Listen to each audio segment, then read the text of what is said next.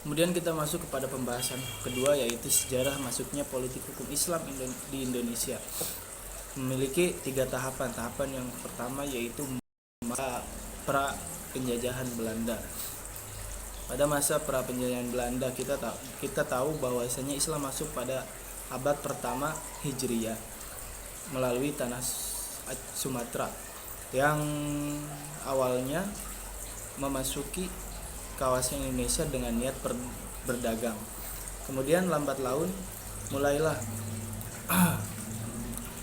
membentuk masyarakat Islam, membentuk masyarakat Muslim di Perlak, Aceh. Kemudian yang disusul dengan terbentuknya kerajaan Islam pertama yang ada di Indonesia, yaitu Samudra Pasai pada abad ke-13. Kemudian setelah itu lambat laun berlalu, Islam menyebar di tanah Sumatera di beberapa wilayah yang ada di Sumatera. Dan kerajaan-kerajaan tersebut mulai menetapkan sistem politik Islam yang hukum berdasarkan syariat Islam yang ditentukan oleh kerajaan-kerajaan Islam tersebut. Kemudian memasuki masa penjajahan Belanda. Pada masa penjajahan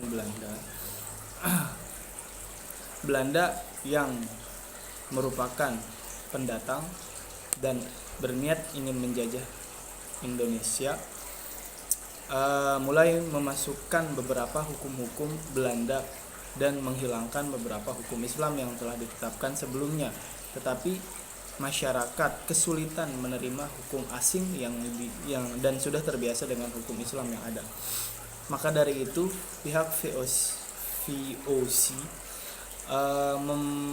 mengadakan kompromi hukum VOC dengan hukum Islam yang menghasilkan satu, yaitu hukum kewarisan Islam berlaku bagi para pemeluk agama Islam, dan yang kedua hukum kekeluargaan Islam yang telah berlaku diselesaikan pada tahun 1760.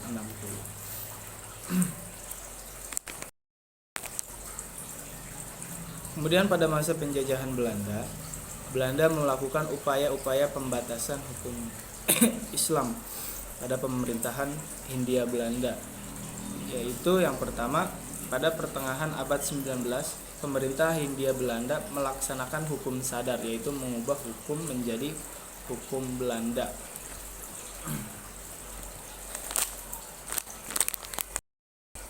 Kemudian atas dasar nota yang disampaikan oleh Mr. Scholten van Oud Haarlem, pemerintah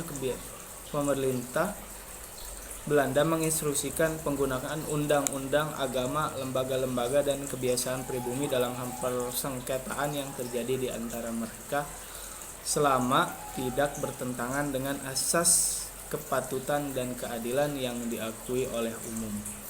Klausul terakhir ini menyebabkan hukum Islam berada di bawah subordinasi dari hukum Belanda.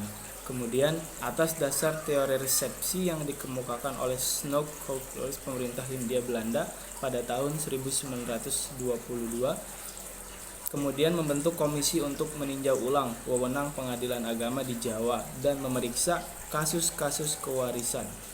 Kemudian yang terakhir, pada tahun 1925 dilakukan perubahan terhadap pasal 134 ayat 2 Inske Staatskering yang isinya sama dengan pasal 78 Regeringsbesluit yang intinya perkara perdats sesama muslim akan diselesaikan dengan agama Islam jika hal itu telah diterima oleh hukum adat selama tidak ditentukan lain oleh suatu ordinasi.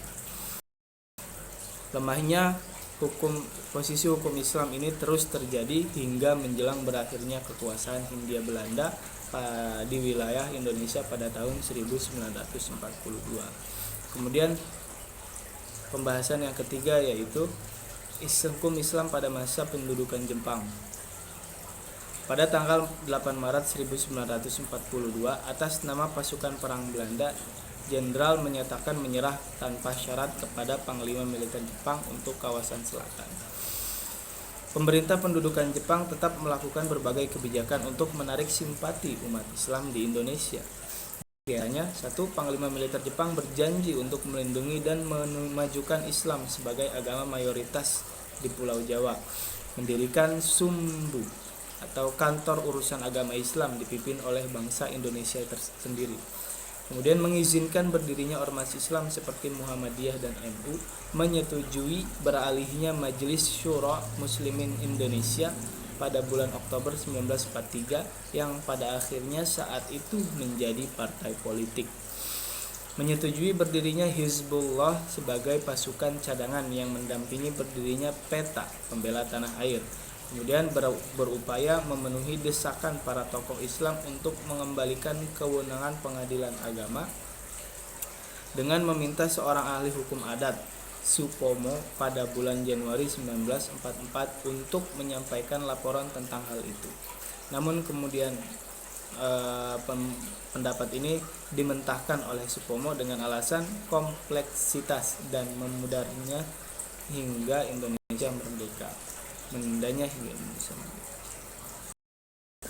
Atas situasi tersebut bisa disimpulkan bahwasanya tidak ada perbedaan jauh antara pendudukan penjajahan Jepang bagi hukum Islam dengan pendudukan penjajahan Belanda. Namun dapat ditolerir bahwasanya ketika pendudukan Jepang, hukum Islam memiliki tingkatan yang lebih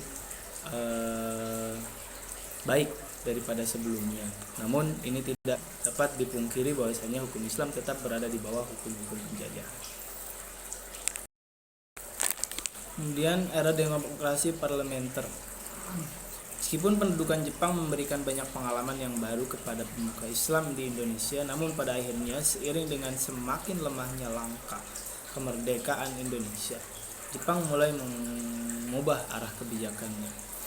Mereka mulai melirik nasionalis untuk memimpin Indonesia pada masa depan. Kemudian beberapa badan dan komite negara seperti Dewan Penasehat BPUPKI diserahkan kepada kubu nasionalis. Hal ini dapat dilihat bahwa hingga pada bulan Mei 1945, komite yang atas dasar itulah, komite yang terdiri dari 62 orang ini dan 11 orang diantaranya yang mewakili kelompok Islam, atas dasar itulah Ramli Huta Barat menyatakan bahwa BPUPKI bukanlah badan yang dibentuk atas dasar pemilihan yang demokratis, meskipun Soekarno dan Muhammad Hatta berusaha agar anggota badan ini cukup representatif, mewakili berbagai golongan dalam masyarakat Indonesia. Perdebatan panjang tentang dasar negara dalam sidang BPUPKI kemudian melahirkan yang dinamakan dengan Piagam Jakarta. Kalimat kompromi paling penting Piagam Jakarta terutama ada pada kalimat negara Islam berdasar atas ketuhanan dengan kewajiban menjalankan syariat Islam bagi pemeluk-pemeluknya. Menurut Muhammad Yamin, kalimat ini menjadikan Indonesia merdeka bukan sebagai negara sekuler dan bukan pula sebagai negara Islam. Dengan rumusan ini sesungguhnya melahirkan sebuah implikasi yang mengharuskan adanya pembentukan undang-undang untuk melaksanakan syariat Islam bagi para pemeluknya. Tetapi rumusan kompromis Piagam Jakarta itu akhirnya gagal ditetapkan saat akan disahkan pada tanggal 8 Agustus 1945 oleh PPKI. Ada banyak kendala berkenaan dengan penyebab hal ini, tetapi semua versi mengarah kepada Muhammad Hatta yang menyampaikan keberatan kepada golongan Kristen Timur yang ada di Sulawesi. Hatta mengatakan ia mendapat informasi tersebut dari seorang ofisir Angkatan Laut Jepang pada sore hari tanggal 17 Agustus 1945. Namun Letnan Kolonel Segerta Nishijima, satu-satunya ofisir Angkatan Laut Jepang yang ditemui Hatta, itu menyangkal hal tersebut. Ia bukan menyebutkan, justru yang menyampaikan keberatan ini. Keseriusan tuntutan itu lalu perlu dipertanyakan mengingat Latu Harari bersama dengan Maramis, seorang tokoh Kristen dari Indonesia Timur lainnya, telah menyetujui rumusan kompromi itu saat sidang BPU PKI. Pada akhirnya di periode ini status hukum Islam tetaplah samar-samar. Isa Asy'ari mengatakan kejadian mencolok pada sejarah ini dirasakan oleh umat Islam sebagai suatu permainan sulap yang masih diliputi kabut rahasia sebagai suatu politik pengepungan kepada cita-cita umat Islam. Kemudian era Orde Lama dan Orde Baru, mungkin tidak keliru jika dikatakan bahwa masa ini adalah eranya Orde Lama adalah eranya kaum nasionalis dan komunis, sementara kaum muslim di era ini perlu sedikit merunduk dalam memperjuangkan cita-citanya. Salah satu partai yang mewakili aspirasi umat Islam kala itu, yaitu Masyumi dan PSI, harus dibubarkan pada tanggal 15 Agustus 1960 oleh Soekarno melalui Kepres nomor 200 tahun 1960 dengan alasan tokoh-tokohnya terlibat pemberontakan PRRI di Sumatera Barat, seperti Nasir, Bahrudin Harahap, dan lain-lain. Berdasarkan itu terbentuklah MPRS yang kemudian menghasilkan dua ketetapan. Salah satunya adalah tentang upaya unifikasi hukum yang harus memperhatikan kenyataan-kenyataan umum yang hidup di Indonesia. Meskipun hukum Islam adalah salah satu kenyataan umum yang selama ini mayoritas hidup di Indonesia. Dan atas dasar itu, TAP MPRS tersebut membuka peluang untuk memposisikan hukum Islam sebagaimana mestinya. Namun, lagi-lagi tidak ada kejelasan. Batasan perhatian untuk membuat hal ini semakin kabur. Dan peran hukum Islam di era ini pun kembali tidak mendapatkan tempat semestinya. Berdasarkan menyusul gagalnya kudeta PKI tahun 1945 dan berkuasanya Orde Baru, banyak pemimpin Islam Indonesia yang sempat menaruh harapan besar kepada pemerintah dalam upaya politik mereka mendudukkan Islam sebagaimana mestinya dalam tatanan politik maupun hukum Indonesia. Apalagi kemudian Orde Baru membebaskan tokoh-tokoh Masyumi yang sebelumnya dipenjarakan oleh Soekarno. Namun segera saja Orde ini menegaskan perannya sebagai Pancasila dan Undang-Undang Dasar 1945. Bahkan di awal 1997, Soeharto menegaskan bahwa militer tidak akan menyetujui upaya rehabilitasi kembali Partai Masyumi. Hal ini kembali membuat hukum Islam berada di persimpangan. Meskipun kedudukan hukum Islam sebagai salah satu sumber hukum nasional tidak begitu tegas. Di masa awal Orde Baru, upaya-upaya untuk mempertahankan eksistensinya terus dilakukan. Hal ini ditunjukkan oleh salah satu Kiai Haji Muhammad Dahlan, seorang menteri agama yang mencoba mengajukan rancangan undang-undang perkawinan umat Islam dengan dukungan kuat fraksi-fraksi Islam di DPR. Meskipun upaya itu gagal, kemudian dilanjutkan dengan mengajukan rancangan hukum formal yang mengatur lembaga peradilan di Indonesia pada tahun 1970. Upaya ini kemudian membuahkan hasil dengan lahirnya Undang-Undang Nomor 14 Tahun 1970 tentang pokok-pokok kekuasaan kehakiman yang mengakui pengadilan agama sebagai salah satu peradilan yang berinduk pada mahkamah. Kemudian era yang terakhir yaitu era reformasi dan pembinaan hukum nasional. Pada era ini merupakan kebangkitan demokrasi dan kebebasan yang terjadi di seluruh pokok tanah air Indonesia. Bersamaan dengan jatuhnya Soeharto, penguasa Orde Baru sebagai kurang lebih 32 tahun. Setelah melalui perjalanan yang panjang, di era ini setidaknya hukum Islam mulai menempati posisinya secara perlahan tapi pasti. Lahirnya ketetapan MPR nomor 2 garis miring MPR nomor 2000 tahun 2000 berhukum dan tata urutan peraturan perundang-undangan, semakin membuka peluang lahirnya aturan undang-undang yang berlandaskan hukum Islam, terutama pada pasal 2 ayat 7 yang menegaskan ditampungnya peraturan daerah yang didasarkan pada kondisi khusus di suatu daerah di Indonesia, dan peraturan tersebut dapat mengesampingkan peraturan yang bersifat umum. Hal ini dibuktikan dengan upaya daerah Nangro Aceh Darussalam. Terdapat 4 keistimewaan yang dimiliki daerah ini. Yang pertama, penerapan syariat Islam dalam seluruh aspek kehidupan umum. Yang kedua, penggunaan kurikulum pendidikan berdasarkan syariat tanpa mengabaikan kurikulum umum. Kemudian, pemasukan unsur adat dalam struktur pemerintahan desa. Dan yang terakhir, pengakuan peran ulama dan penetapan kebijakan daerah untuk menindaklanjuti undang-undang tentang penyelenggaraan. Kemudian terdapat beberapa pendapat dari tokoh-tokoh pemerintahan Islam. Yang pertama, Haji Agus Salim menyatakan bahwa di dalam pemerintahan Islam mengakui bentuk pemerintahan raja atau monarki dan bentuk pemerintahan republik. Namun apapun bentuk dari pemerintahan tersebut, yang terpenting harus sama-sama menjunjung hukum-hukum Al-Quran atau hukum Allah Subhanahu wa Ta'ala. Kemudian menurut Muhammad Nasir, Islam hanya mengatur dasar dan pokok pengatur masyarakat manusia yang tidak berubah-ubah kepentingan dan keperluannya, karena Islam ditetapkan untuk keselamatan masyarakat manusia.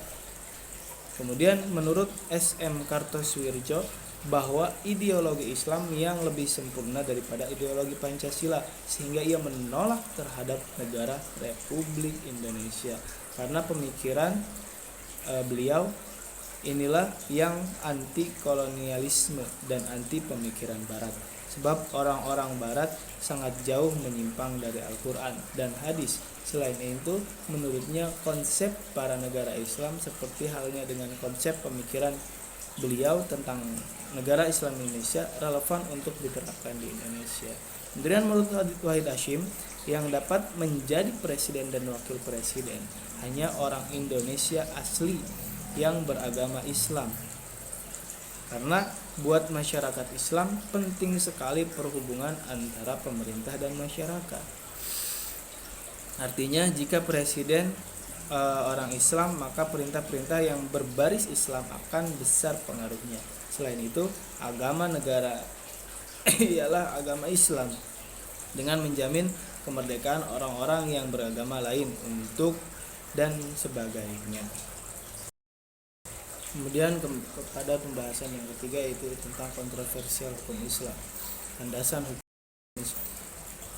hukum Islam yang pertama di Indonesia seperti yang kita ketahui, yaitu berawal pada Piagam Jakarta. Kemudian hal Jakarta tersebut terjadi tarik ulur atau tarik menarik keinginan mendirikan berdasarkan Pancasila dan negara berdasarkan Islam. Ki Bagus Hadikusumo dan Kiai Sanusi terus berkeras atas pendapat mendirikan negara berdasarkan ajaran Islam. Sikap anggota BPUPKI yang merasa dari golongan Islam pun bersikap senada. Situasi ini terlihat jelas dalam risalah sidang BPUPKI. Namun bila risalah ini lebih dicermati lagi, maka sikap ngotot Ki Bagus dan Ki Sanusi bukan tanpa kompromi. Ini dibuktikan pada sikap keduanya pada rapat lanjutan BPUPKI yang berlangsung pada tanggal 14 dan 15 Juli tahun 1945. Pada saat ini, beliau yang pada awalnya menyarankan agar agama Islam dijadikan dasar negara, namun karena menyadari risiko terpecahnya negara bangsa jika usul itu dilaksanakan, maka keduanya pun mencabut kembali usulannya. Perubahan sikap ini terjadi karena tidak jelasnya arti anak kalimat yang kemudian tercantum dalam rancangan pembukaan Undang-Undang Dasar tanggal 22 Juni, yaitu dengan kewajiban menjalankan syariat Islam bagi pemeluk-pemeluknya. Menyadari ketidakjelasan arti itu, maka Ki Bagus dan Ki Sanusi kemudian dengan gigih menuntut agar anak kalimat tersebut dicoret saja. Maka berpendirian bahwa jika BPUPKI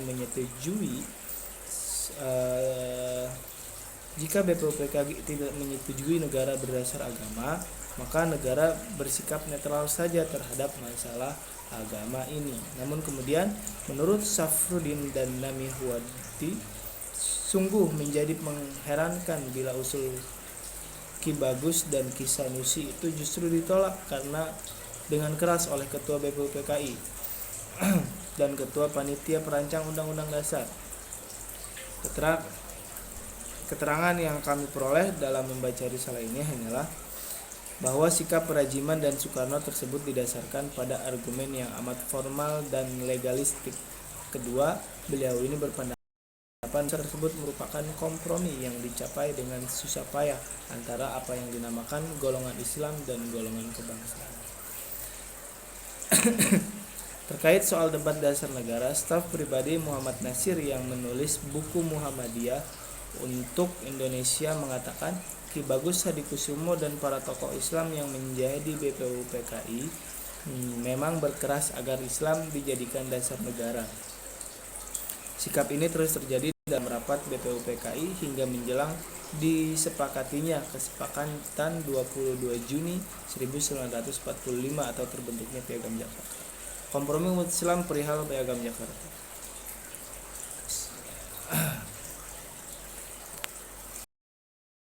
Kemudian kita melanjutkan kepada pembahasan selanjutnya, yaitu hubungan agama dan negara. Beberapa ulama dan beberapa pemuka menjelaskan bahwasanya banyak pendapat tentang hubungan agama dan negara. Salah satunya yaitu Al-Ghazali berpendapat bahwasanya agama adalah landasan bagi kehidupan manusia dan kekuasaan politik adalah penjaganya. Keduanya mempunyai hubungan yang erat. Politik tanpa agama bisa hancur. Sebaliknya, agama tanpa kekuasaan politik dapat hilang dalam kehidupan manusia. Kekuasaan politik atau negara merupakan penjaga bagi pelaksanaan agama. Dalam pemikiran politik Islam ada 3 paradigma tentang hubungan agama dan negara, antara lain yaitu paradigma bersatunya agama dan negara, yakni pemerintah negara diselenggarakan atas dasar kedaulatan ilahi, karena kedaulatan itu berada di tangan Tuhan. Yang kedua, memandang agama dan negara berhubungan secara simbiotik, yakni hubungan timbal balik dan saling memerlukan. Di satu sisi, agama memerlukan negara agar dapat berkembang. Di satu sisi, negara memerlukan agama untuk mendapatkan bimbingan moral dan etika. Ketiga, paradigma ketiga bersifat sekuleristik. Paradigma ini menolak baik hubungan integralistik maupun simbiotik antara agama dan negara. Paradigma sekuleristik mengajukan pemisahan agama dan negara dalam konteks Islam. Paradigma sekuleristik menolak pendasaran negara pada Islam atau menolak determinasi Islam dan negara. Kemudian ada beberapa faktor yang mempengaruhi hubungan antara agama dan negara. Yang pertama yaitu faktor sejarah. Berangkat dari sejarah Indonesia tidak bisa dilepaskan dari peran penting dari agama Islam sebagai bab ini, yakni mengenai rumusan dasar negara yang kemudian dikenal dengan nama Pancasila, merupakan hasil sumbangan pemikiran dari tokoh-tokoh Muslim di Indonesia. Yang kedua, faktor kependudukan. Hingga saat ini Indonesia adalah negara dengan mayoritas penduduknya adalah agama Islam. Diperkirakan jumlah penduduk Muslim di Indonesia mencapai 229 juta atau sekitar 87,5% keseluruhan total. Kemudian faktor hukum. Berangkat dari sejarah, dengan adanya desekularisasi di Indonesia pada akhir 1980-an hingga saat ini, sudah banyak produk hukum nasional Indonesia yang mengadopsi dari hukum Islam. Sebagai contohnya, Lahir Nomor 7 Tahun 1989, Undang-Undang Nomor 1 Tahun 1974 tentang perkawinan. Kemudian kita masuk pada pembahasan kelima, yaitu Islam pada masa Orde Baru. Ada beberapa fase yang terjadi pada masa ini. Fase pertama yaitu fase antagonistik, yaitu hubungan yang terjadi antara Islam dan Orde Baru tahun 1970 dan bersifat konfrontatif, rivalitas atau antagonis. Hubungan hubungan yang mencirikan adanya ketegangan antara Islam dan Orde Baru. Periode ini ditandai dengan kuatnya negara secara ideologi politik yang menguasai wacana pemilikan sosial politik di kalangan masyarakat. Hubungan tidak akur ini dimulai ketika Orde Baru mengandaskan harapan-harapan politik Islam agar politik Islam bisa bermain di kancah politik nasional. Salah satu upaya Orde Baru untuk mengandaskan itu yaitu dengan menolak rehabilitasi Masyumi dan hanya membebaskan para aktivisnya yang pernah dipenjarakan Soekarno. Di dalam fase ini juga Orde Baru hanya memberlakukan Islam sebagai memajukan kesalehan pribadi saja dan melarang politisasi agama.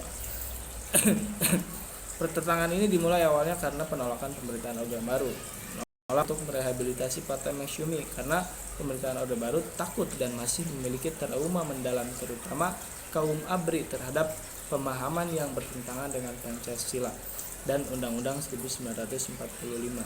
Setelah melakukan negosiasi panjang, pada akhirnya aktivis politik Islam terutama senior Masyumi sadar bahwa mereka tidak mungkin direhabilitasi oleh pemerintah Orde Baru sehingga membuat mereka melakukan strategi baru dalam melakukan perjuangan perpolitikan di kancah nasional yaitu dengan pendirian Partai baru yang diberi nama Parmusi, Partai Muslim Indonesia. Namun tetap saja ada persyaratan yang harus dipatuhi yaitu dilarangnya mantan pemimpin Masyumi menduduki kursi pemimpin di partai tersebut. Kemudian fase kedua, resiprokal kritis. Hubungan yang kritis antara pemerintahan dan politik Islam terjadi sekitar 1980 sampai 1985. Hubungan resiprokal itu hubungan yang mengarah pada timbulnya saling pengertian, timbal balik serta pemahaman di antara kedua belah pihak.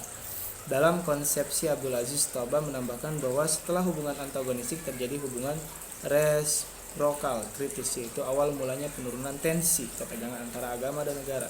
Dalam fase ini mulai timbul kesadaran pemerintah bahwa Islam merupakan denominasi politik yang tidak bisa terkesampingkan.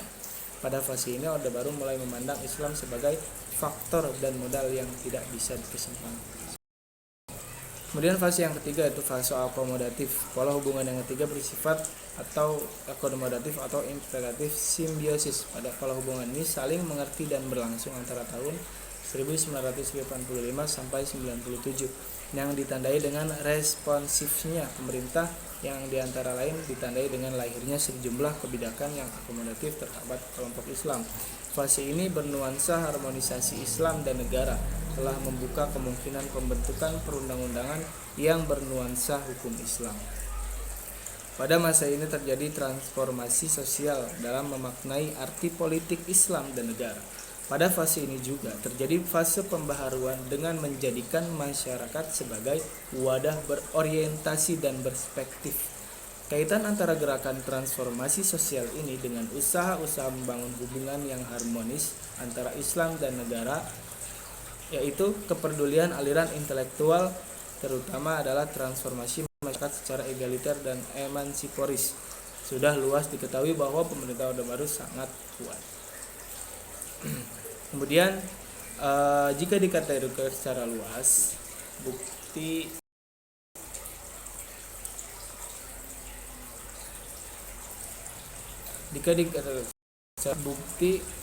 akomodasi itu dapat digolongkan ke dalam 4 jenis yang berbeda, yaitu akomodasi struktural.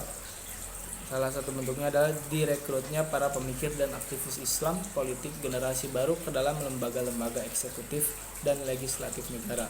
Yang kedua, akomodasi legislatif. Sebenarnya ada 5 hal penting yang berhubungan dengan bentuk akomodasi legislatif. 1. Disahkannya Undang-Undang Pendidikan Nasional, diberlakukannya Undang-Undang Peradilan Agama. Yang ketiga, akomodasi infrastruktural. Akomodasi ini dasarnya dirancang untuk menyediakan infrastruktur yang diperlukan guna membantu umat Islam dalam melaksanakan kewajiban-kewajiban agama mereka. Kemudian, akomodasi kultural. Mulai terjadi pergeseran politik Islam pada aktivis muda Islam. Sadar betul bahwa strategi atau upaya yang selama ini dilakukan oleh para pendahulunya adalah suatu upaya yang salah, sehingga dibutuhkan transformasi pemikiran baru dalam memahami pola hubungan antara Islam dan negara yang cocok pada masa sekarang dan yang akan datang.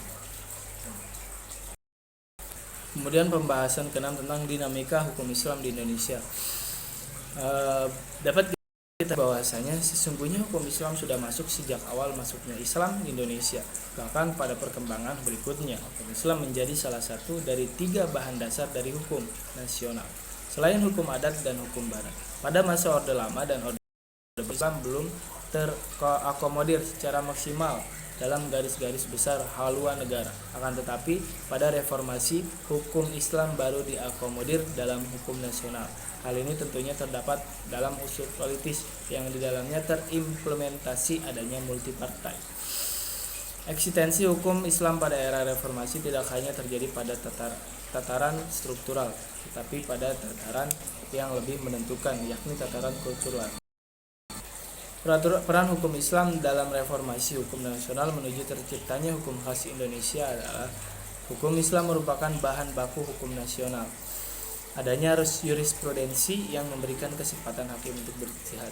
Hukum Islam dapat dijadikan sumber penegak hukum dalam bidang etika dan moral. Sekian dari saya, itu mungkin saja yang dapat saya sampaikan dari pembahasan. Kurang lebihnya mohon maaf. Wabillahi taufiq wal hidayah. Wallahul muwaffiq ila aqwamit thoriq. Wassalamualaikum warahmatullahi wabarakatuh.